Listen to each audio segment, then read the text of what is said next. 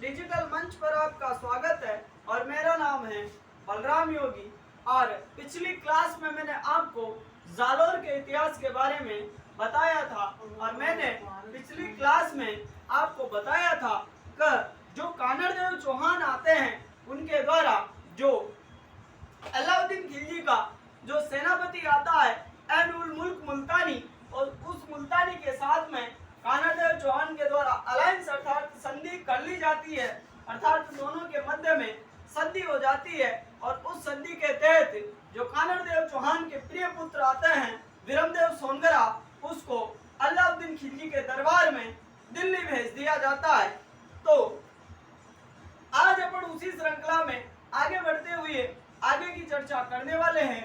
तो आप लोग ज्यादा से ज्यादा इस चैनल को सब्सक्राइब करें और अपने दोस्तों के साथ में शेयर करें और आने वाली प्रतियोगी परीक्षाओं के लिए आप अपने आप को तैयार रखें। तो जो कानड़देव चौहान थे, इन कानड़देव चौहान के द्वारा अपने पुत्र विरमदेव को अलाउद्दीन खिलजी के दरबार में दिल्ली भेज दिया जाता है। तो क्या शानदार लड़का विरमदेव सोनगरा जैसे ही अलाउद्दीन खिलजी के दरबार में पहुंचता है और जैसे ही अलाउद्दीन खिलजी के दरबार में उसके द्वारा प्रवेश किया जाता है, जो विरमदेव सोनगरा है, उस विरमदेव सोनगरा पर नजर पड़ती है किसकी?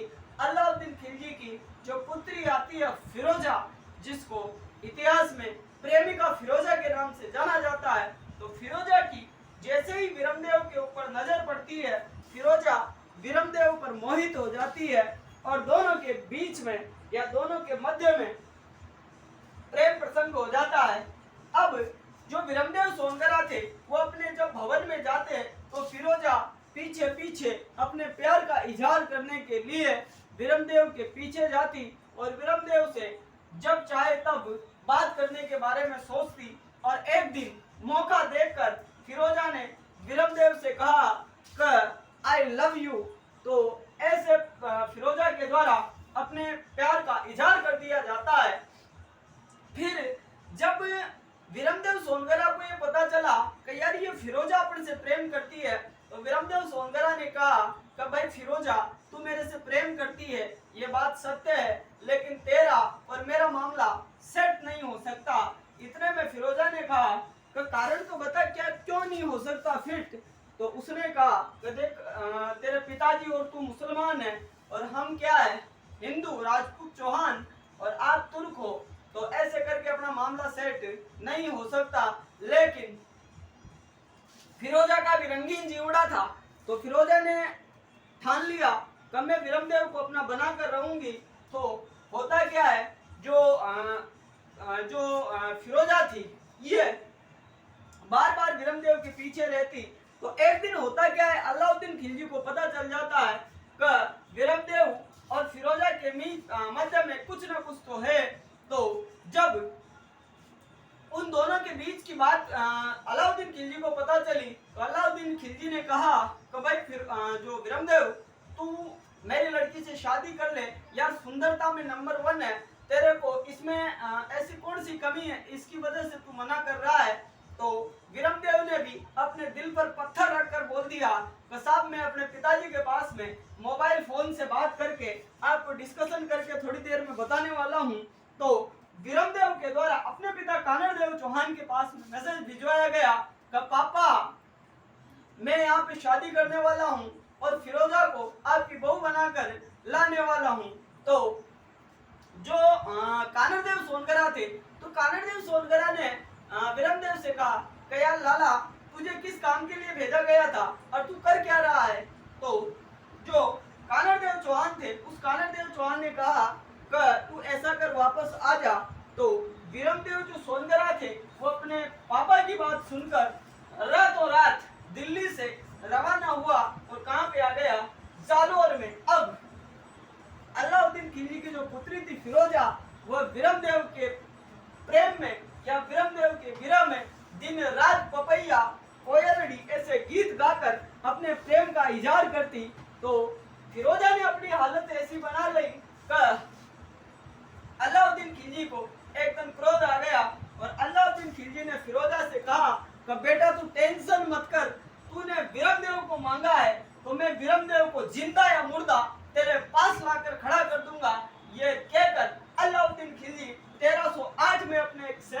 भेजता है और सेनापति का नाम था कमालुद्दीन गुर्ग। क्या कमाल का गुर्गा था। तो किस प्रकार से 1308 की घटना होती है। तो एक दूसरा कारण क्या बनता है, अलाउद्दीन खिलजी के द्वारा अपनी बेटी का जो विवाह था वो विरमदेव के साथ में तय करने के बारे में कानड़देव चौहान से कहा गया, लेकिन कानड़देव चौहान के द्वारा इनकार कर दिया गया। इसी वजह से 1308 ईस्वी का आक्रमण होता है। तो अब मैं उसके बारे में आपको बताने वाला हूँ। तो शासक कौन, कानड़देव चौहान।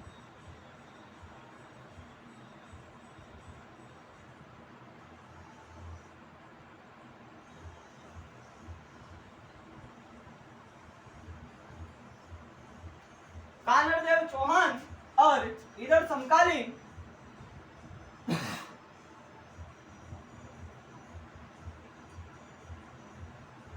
दिल्ली शासक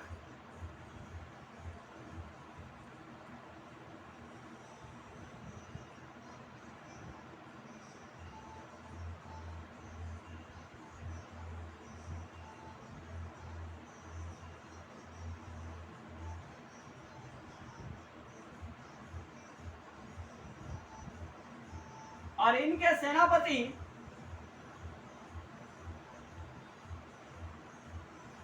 नाम की बात करें तो अब इनका सेनापति बनता है कमालुद्दीन गुर्ग।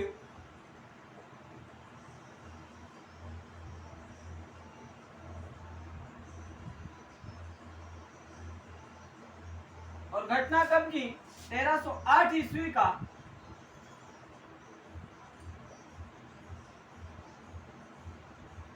आक्रमण। और आक्रमण कहां पे, सिवाना पे। और इस समय सिवाना का जो शासक था, सिवाना का जो शासक था उसका नाम था शीतलदेव चौहान।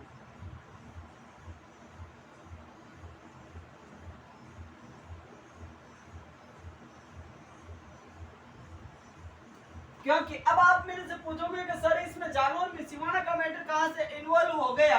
तो मेरे कहने का मतलब यह है कि ये जो सिवाना था, ये सिवाना एक छोटी सी जागीर थी और कोई भी राजा अगर जालौन पर अधिकार करेगा तो पहले सिवाना को जीतना पड़ेगा।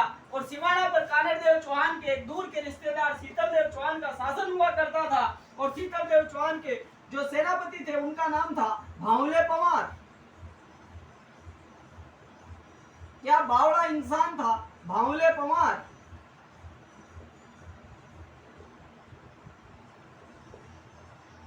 भांवले पंवार। तो इधर से अलाउद्दीन खिलजी ने अपने एक सेनापति कमालुद्दीन गुर्ग को आक्रमण करने के लिए भेजा, किस पर, शीतलदेव चौहान के ऊपर। जैसे रणथंभौर दुर्ग की कुंजी बोला जाता है जायन दुर्ग को, उसी प्रकार जालोर दुर्ग की कुंजी बोला जाता है सिवाना दुर्ग को।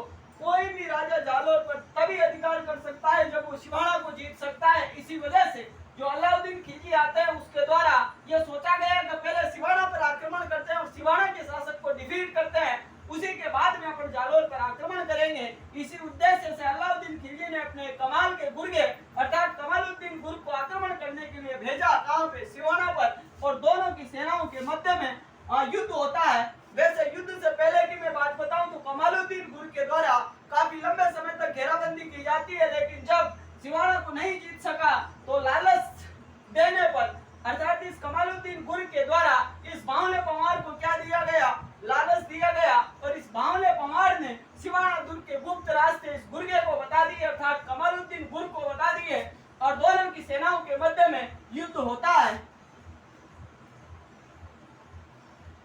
दोनों की सेनाओं के मध्य में युद्ध होता है 1308 में। और इस युद्ध में कमालुद्दीन गुर्ग विजयी रहता है और शीतलदेव चौहान के द्वारा केसरिया किया जाता है, केसरिया।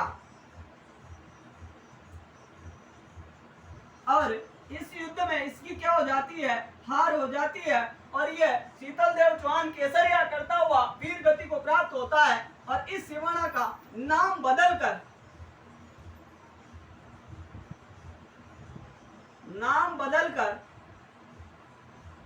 क्या कर दिया गया, खेराबाद। तो अब कभी एग्जामों में आपसे पूछा जाएगा अलाउद्दीन खिलजी के द्वारा सिवाना का नाम बदलकर क्या कर दिया गया था, खैराबाद कर दिया गया था। और उस समय सिवाना का शासक कौन था, तो सिवाना का शासक था शीतलदेव चौहान। और कौन से सेनापति के द्वारा शीतलदेव चौहान के साथ में विश्वासघात किया गया था, तो उसका नाम मिलता है अपन को भावले पमार। तो आप इस स्टोरी को भी नोट आउट कर सकते हो। अब अपन अगला जो आक्रमण होता है 1311 का जालोर आक्रमण किसका, अलाउद्दीन खिलजी का, उसके बारे में चर्चा करने वाले हैं। तो इस प्रकार से सिवाना पर इस एक का अधिकार हो जाता है। तो आप लोग इसको नोट आउट कर सकते हो।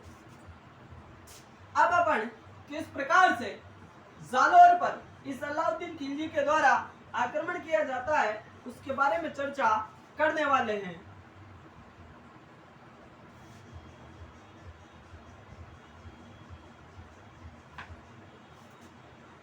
तो समकालीन दिल्ली सल्तनत के शासक कौन, अलाउद्दीन खिलजी। और इस बार अलाउद्दीन खिलजी स्वयं आक्रमण करने के लिए आते हैं। और आक्रमण कब का, 1311 ईस्वी का।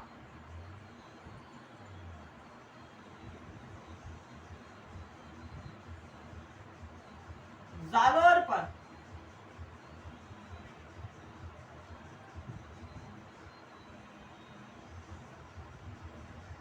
1311 ईस्वी का जालोर पर आक्रमण किसका, कानड़देव चौहान का।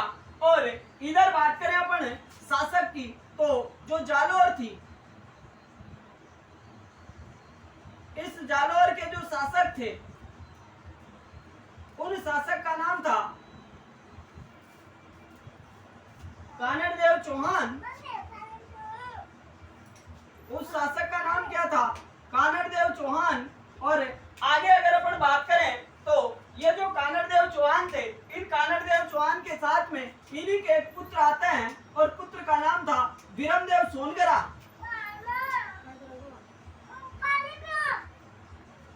पुत्र का नाम क्या था, विरमदेव सोनगरा।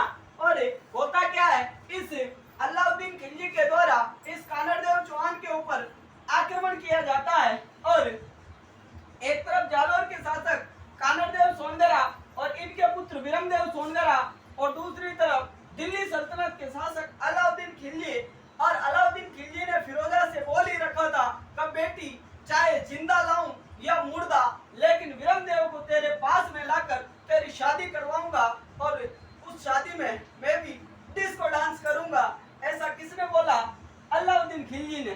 तो होता क्या है, इन दोनों के मध्य में युद्ध होता है। लेकिन युद्ध से पहले कि मैं आपको एक बात बताऊं, तो जो कानड़देव चौहान थे, इन कानड़देव चौहान के एक सेनापति आते हैं, सेनापति, और सेनापति का नाम था दहिया बीका।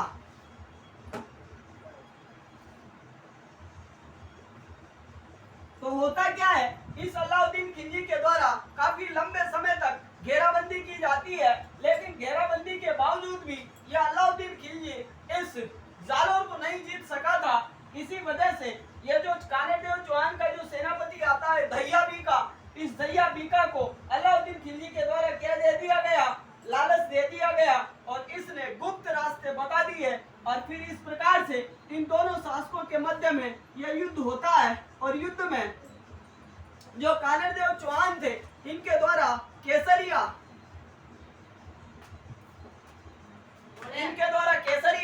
और इस विरमदेव सोनगरा, ये जो विरमदेव सोनगरा था, ये आशापुरा माता के सामने आत्महत्या कर लेता है।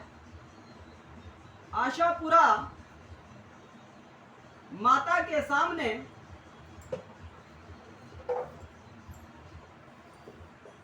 कटार से आत्महत्या कर लेता है।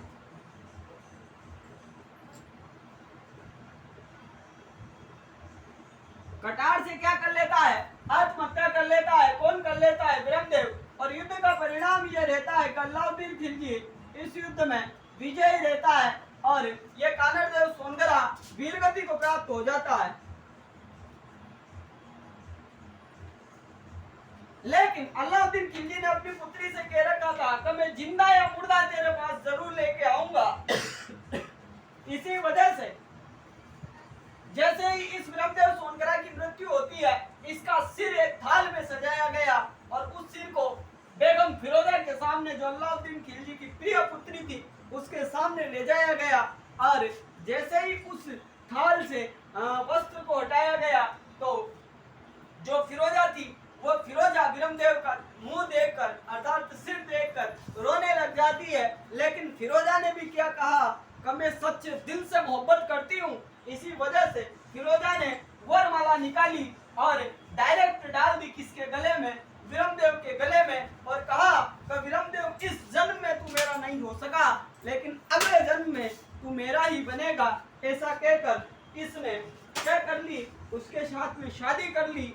और अपन को प्रेम का एक अद्भुत एक अद्वितीय उदाहरण फिरोजा और विरमदेव की इस लव स्टोरी में मिलता है। और इस जालौर का नाम बदलकर इस अलाउद्दीन खिलजी ने जालौर का नाम बदलकर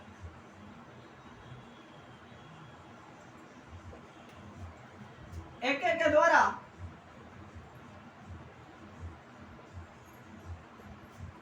जलालाबाद कर दिया गया। जलालाबाद कर दिया गया। तो आप लोग इसको भी नोट आउट कर सकते हो। अब अपन आगे की चर्चा करने वाले हैं कि ऐसी कौन कौन सी पुस्तकें आती है जिससे अपन को इन कानड़देव सोनगरा के बारे में जानकारी प्राप्त होती है। तो इस प्रकार से अलाउद्दीन खिलजी के द्वारा 1311 में जालौर पर भी अधिकार कर लिया जाता है और कानड़देव चौहान का दी एंड कर दिया जाता है। और अलाउद्दीन खिलजी के द्वारा जालौर में एक मस्जिद बनवाई जाती है। तो उसके बारे में भी एक बार प्रश्न पूछा गया था कि अलाउद्दीन खिलजी या फिरोजा मस्जिद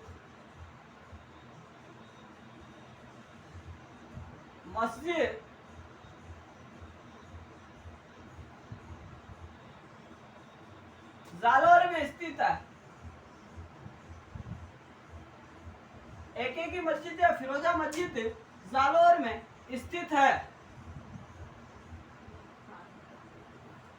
बात करें अपन को ऐसी कौन सी पुस्तकें हैं जिससे अपन को कानड़देव चौहान के बारे में जानकारी प्राप्त होती है, तो पुस्तकों में आप बताओगे पद्मनाभ की, पद्मनाभ, और पद्मनाभ की एक बुक आती है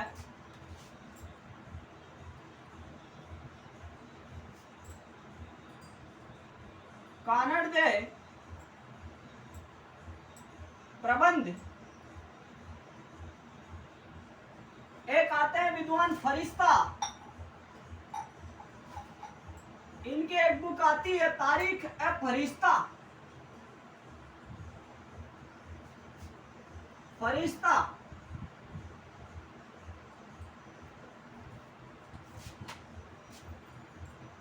अमीर खुसरो की एक बुक आती है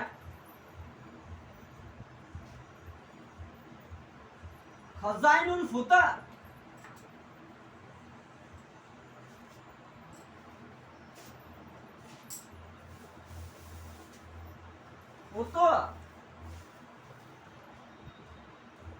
तो इन बुकों से या इन पुस्तकों से अपन को जालौर के इतिहास के बारे में जानकारी प्राप्त होती है। तो कानड़देव सोनगरा, अलाउद्दीन खिलजी या फिरोजा मस्जिद कहाँ पे स्थित है, जालौर में। और कुछ जानकारी देने वाली बुकें हैं, पुस्तकें हैं, जैसे पद्मनाभ का कानड़देव प्रबंध, फरिश्ता का तारीख ए फरिश्ता और अमीर खुसरो का खजाइनुल फुतूह। तो इन पुस्तकों से अपन को जालौर के इतिहास के बारे में जानकारी प्राप्त होती है। तो ये था जालौर का इतिहास। तो इस जालौर के इतिहास के पश्चात अपन राजस्थान की जो सभ्यताएं आती है, जैसे अपन बात करें कालीबंगा सभ्यता, गणेश्वर सभ्यता, तो और उसके अलावा आर्य सभ्यता, तो उन सभ्यताओं की अपन चर्चा अब एक करने वाले हैं। तो अब अपन एक नया टॉपिक लेंगे जो राजस्थान के आर्ट एंड कल्चर के अंतर्गत आता है। वैसे राजस्थान हिस्ट्री का ही वो एक पार्ट है। तो अपन अगली क्लास में राजस्थान की सभ्यताओं से संबंधित चर्चा करेंगे। तो इस प्रकार ये मैंने आपको राजस्थान का एक कंप्लीट इतिहास पढ़ा दिया है। तो आप अपनी तैयारी को अच्छे से करें, आप सावधान रहें और सतर्क रहें, और आने वाली प्रतियोगी परीक्षाओं में मैं आपके उज्जवल भविष्य की कामना करता हूं। तो इन्हीं शुभकामनाओं के साथ में आज के सेशन को अपने यहीं पे विराम देंगे। तो आज की क्लास और अभी के लिए इतना ही। धन्यवाद। आपका दिन शुभ हो।